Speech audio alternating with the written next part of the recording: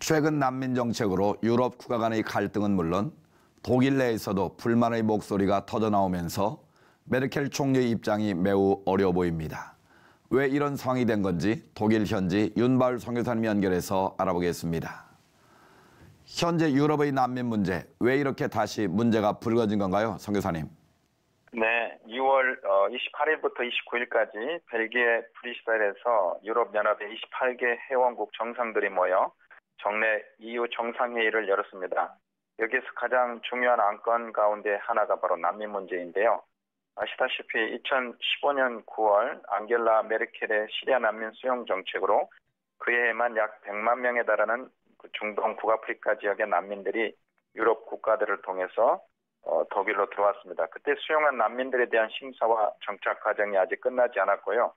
그 후 유럽 국가들의 강경해진 난민 정책으로 난민 유입의 수는 대폭 감소했지만 요즘에도 여전히 그리스와 이탈리아 등 지중해 연안의 국가들을 통해서 난민들이 꾸준히 유입되고 있습니다. 이러한 난민들에 대한 처리 문제를 놓고 유럽 국가들 간의 이해관계가 서로 다르고 독일 내부에서도 입장 차이가 달라서 갈등이 불거지고 있습니다. 주세페 콘테 이탈리아 총리는 EU 난민 대책의 근본적인 수정을 요구하고 있습니다.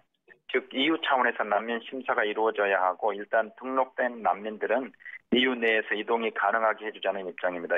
그렇군요. 어쨌든 이번 EU 정상회의는 유럽 공동난민센터를 세우는 것에 합의를 하고 마무리가 된 것으로 알려졌는데 독일 내에서도 많은 어려움이 있어 보이는데 어떻습니까? 네, 난민 문제에 대해서 독일의 집권 여당 내부의 입장이 서로 달라서 오랜 연정 파트너인 기독교 민주당과 기독교 사회당이 서로 갈라서는 것 아니냐는 우려도 낳고 있습니다. 기독교 민주당의 수장인 앙겔라 메르켈과 기독교 사회당 대표인 호르스트 제오퍼 내무장관의 난민 정책에 대한 입장 차이가 서로 다른데요. 독일의 난민 정책은 일단 난민 발생 국가나 그 주변 국가에 대한 원조와 지원을 통해서 난민들이 발생하는 것, 또 유럽으로 유입되는 것을 원천적으로 막자는 입장이고, 유럽으로 유입이 되더라도 최초로 도착하는 지중해 연안 국가에서 난민 심사와 이런 부분들을 감당하기를 원하고 있습니다. 그러나 중동 북아프리카 지역 국가들의 계속되는 정치적, 경제적 불안, 그리고 유럽 국가 내에서의 난민들에 대한 이런 이해관계의 차이로 인해서 난민 문제는 이런 유럽 연합과 독일 정부의 구성까지도 위협하는 그런 문제가 되고 있습니다. 네, 일단 표면적으로 문제는 봉합됐다고 보도는 나오고 있지만 근본적인 해결은 아닌 것 같은데요. 한국도 제주도에 입국한 예멘 난민 문제라든지 이제 난민 문제는 결코 어느 한 나라만의 문제가 아닌데 이런 난민 문제, 지구촌이 어떻게 해결해 가야 할까요?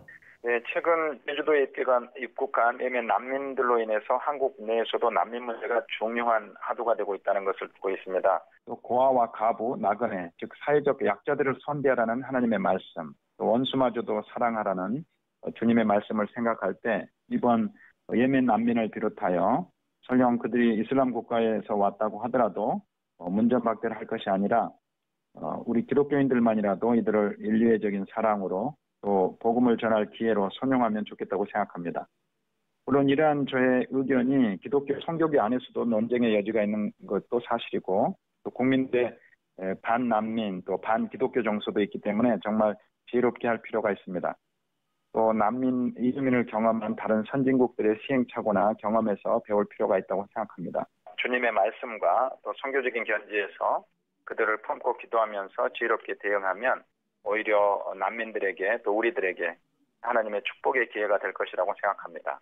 네, 난민 문제는 정치적, 종교적 문제 등 복잡한 상황 판단으로 더욱 어려움이 있습니다만 가장 중요한 건 어떤 것이 주님이 기뻐하시는 일인지 분별하는 것일 텐데요.